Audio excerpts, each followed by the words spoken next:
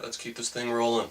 The SpongeBob movie, Sponge Out of Water. It's been a really long time since I ever actively went out to watch SpongeBob. But anyway, this movie came out, I decided to give it a watch. It still makes me laugh. SpongeBob still makes me laugh. I don't know, maybe that's just my own weird personal taste, but if you like SpongeBob, you'll like this movie. The first movie was basically kind of the story of the Odyssey, the hero's journey. This one is kind of a bunch of movie parodies more. They got like Mad Max and superhero stuff in there. A whole bunch of random shit thrown together, but it works. It's really funny. I liked it. Jurassic World. It does not meet the level of classic that the original Jurassic Park has, or even Jurassic Park 2, or even Jurassic Park... We'll make Jurassic Park 3. The point is, it's not a classic, but it's a fun movie. It's a really fun movie. It's kind of a B movie. It's what I would have written as a fan fiction when I was 10 years old and obsessed with Jurassic Park. And I don't really mean that as a bad thing, even. I mean, it's a shame that it's not a classic, but as far as fun summertime movies go, it's good. Spotlight. I was gonna say right off the bat, I don't think this deserves Best Picture. I really don't. I don't think it's a great movie. It's a good movie about an important subject, a subject you should learn about. Well acted, well performed, but there's nothing that really kind of blew me away about it. Having said that, yes, this is an important subject and you should watch this movie. The Gallows. Shut up, I like this movie.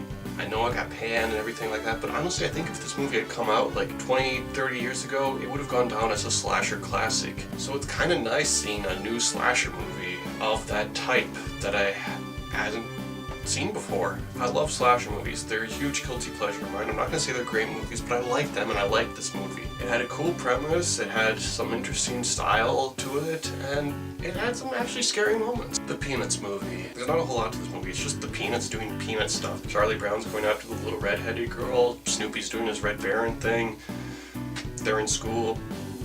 That's it. It's just kind of a year in their life, but that's all I wanted from a Peanuts movie. It's just such a pleasant little movie. It doesn't try to be anything crazy. It doesn't smurf it by sending them to New York or some stupid shit like that. It's simple, it's pleasant, it's a nice little movie. Spectre.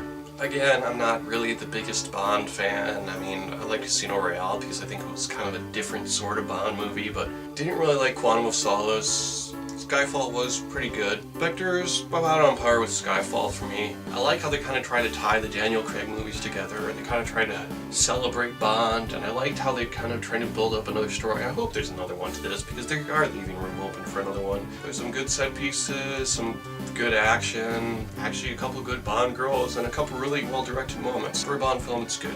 Justice League, Throne of Atlantis. I like these animated DC movies. I like the take on Aquaman they have in this one too. There's a scene in this, no spoilers, but he straight up deep blue seas a guy. I think the animation limits some of the more epic moments this movie could have, but it's got good characters. I like the developing story they got here, and I like their take on Aquaman, so it's a winner. The Visit. Here's a twist in an M. Night Shyamalan movie that's actually good. It's not great, but it's a simple story. It's got a twist near the end that I didn't see coming. And I also liked how the twist, it's not like the defining moment of the movie. The twist happens and then there's like 20-30 minutes left in the movie to follow up on that twist. That's pretty cool. I didn't find, a lot of people say it's a comedy horror. I didn't really find it that funny. So, I mean, there were scary moments in it, yeah. So I liked the horror, but I don't know, maybe that's just me. Anyway, it's a good movie. It's a good found footage story. It's good. Let Us Pray. Let's pray with a EY rather than an AY, so clever how they did that there. This movie is fucking nuts. It starts off fairly simple, kind of a Twilight Zone story of there's this guy, he ends up in this jail cell and then mysterious things start happening. Oh, who is this guy? And I think it's pretty clear who the guy is. Once you see the movie, you'll figure it out pretty quickly. And I was kind of getting into this Twilight Zone-ish story and it was pretty okay, and then the climax happens, and the climax is just fucking batshit insane, just one of the most ridiculous things I've ever seen, and I loved it. I loved how crazy and insane it got. Also, the guy in it, the mysterious stranger, is Davos from Game of Thrones, and he's pretty cool. Insidious Chapter 3. If you like the other Insidious movies, you'll probably like this one. The only real returning character is Lynn Shay, and her assistant guys, but I like her. I like seeing this younger version of her, where she's kind of really finding her power. It's cool. This young girl is being haunted, the actress does a really good job for her, and it's got some really spooky moments in it. I like this Insidious world they've built up, this kind of Inception-y. This doesn't really do a whole lot to expand on that world, I think. A little bit, but it's good scares. It's a good story, good trilogy. He Never Died. Wasn't really my intent to do 4 horror movies in a row here, but There you go. He Never Died is another kind of interesting Twilight Zone-y story. It's one of the more unique horror movies of 2015. I think this and Let Us Pray are two really underrated movies that came out in that year. This one is about a guy who, he's been alive for a really long time. I won't spoil how long or who he is. I will say he is someone famous from history. Kind of. Oh, and he's a cannibal, and it's kind of just a time in the life of this guy who's trying to be a loner, but the world won't really let him be a loner, and just the torturous life of being an immortal. It's interesting, and I can't really say too much more about it without going into spoiler territory, so I will just say if you're looking for a horror movie that's a little different, check it out. Eye in the Sky. This was kind of an interesting movie. It starts off where they're planning this drone attack on this building, and then I'm thinking like, okay, so this will probably be like the first 30 minutes of the movie, maybe they do the drone attack, and then it's the aftermath of that. This is gonna be the whole movie. Literally, that is the whole movie. They're planning the drone attack, and it's just kind of the pros and cons of, will they do it? There's like this little girl outside the place where they want to do the attack, and then they're like, okay, well, is it worth doing this attack? We're gonna get this guy, but then there's gonna be the collateral damage with the little girl, and what do we do? And it's this moral dilemma, and that's the whole movie, is these people in these rooms planning this attack. It really works though, and it's really interesting, and I don't think it has too much of an agenda. You might say it does near the final, like, 5 minutes. Something happens where you might be like, ooh, they're having an agenda, but I don't think so. I think it manages to weigh the pros and cons in an interesting way that kind of leads you to come up with your own conclusion of whether or not this is a good or bad thing. Also one of Alan Rickman's last roles, so something there. Final Girl, kind of an artsy slasher movie. Put this up there with The Boy for interesting horror movies of the year. It was directed by this guy who's mostly done a lot of this really weird, creepy, artsy photography, and it shows. It's a really bizarre, moody, artistic film. That's either going to work for you or it's not. It worked for me. I liked it. There's not really any emotion. It's a very simple story, but it's got such an interesting look to it that I really enjoyed it. Sisters. A lot of people really hated this movie. I don't get it. I liked it. I liked it a lot. It's kind of like Superbad, but for older people. I mean, the whole movie is essentially this party and just the crazy shit that happens at this party, but I really liked it. I thought I had a lot of fun with it. I laughed a lot. Thought it was one of the funniest movies that came out in 2015. The Voices. This is one of the weirder movies that came out in 2015. It's essentially Ryan Reynolds is this guy. His cat and his dog talk to him and kind of convince him to commit these murders, but he doesn't really want to. Then he does commit the murders, and then like the decapitated heads start talking to him. It's also directed by the woman who wrote the Persepolis.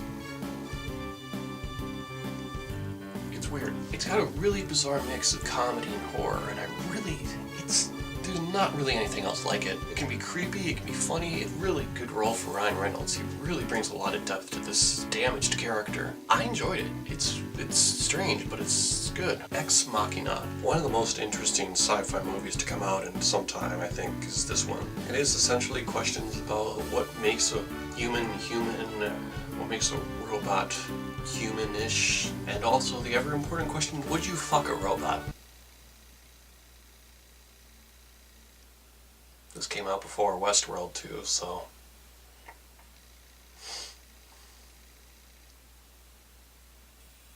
Did I just make it awkward? Anyway though, it's a beautiful movie, and it's a really interesting story, and there's only like 3 characters in this. It's kind of a Frankenstein story, but more modernized. It's really interesting. Hotel Transylvania 2. It kind of rushes things at the beginning. That's the only real flaw I have with this movie, is it's got to get Dracula's daughter married, then have her pregnant, and then have the baby, and then have the baby age a little bit, and then we get into our actual story. So that all feels a little rushed. Also, I don't really like how Dracula and Andy Samberg's character are still kind of butting heads. I'm really worried this is going to end up like the Meet the Fockers sequels, where it just kind of gets unpleasant. I mean, I know it's the father-in-law, there's always going to be that weird relationship there, but I like seeing them when they're getting along, so I want to see more of that. Inside that, if you like the first one, you'll probably like this one. It's a really funny movie. This is one Adam Sandler franchise that I just love. It's got a fast pace to it, it's got a lot of heart to it. It's maybe not quite as good as the first one, but it's still a lot of fun. Avengers Age of Ultron. I got a soft spot for all these Marvel movies. This one, I don't think it's quite as good as the first one. I There's some lull moments to it. It's kind of got a darker feel that I wasn't into as much, but Ultron's a really interesting character. Kind of charmingly psychotic, and I like that. I like seeing all the Avengers together. I like seeing all this shit to it. It's trying to put a little too much in there, maybe too big for its own good, but it's still an Avengers movie, and I still had a lot of fun with it. Crimson Peak. A lot of people hated this movie because it wasn't what they wanted it to be. I went in knowing that it wasn't, and I enjoyed it for what it was. I have a real soft spot for these movies with these elaborate sets and beautiful gothic architecture and these crazy dresses and stuff like that. It's just like straight up porn for that. Also, I really like Guillermo del Toro's directing. He had this way of doing violence in his movies that's really interesting. It just feels genuine. There's a scene in here where a guy gets hit in the head with a shovel, and it's like, it doesn't feel like movie violence.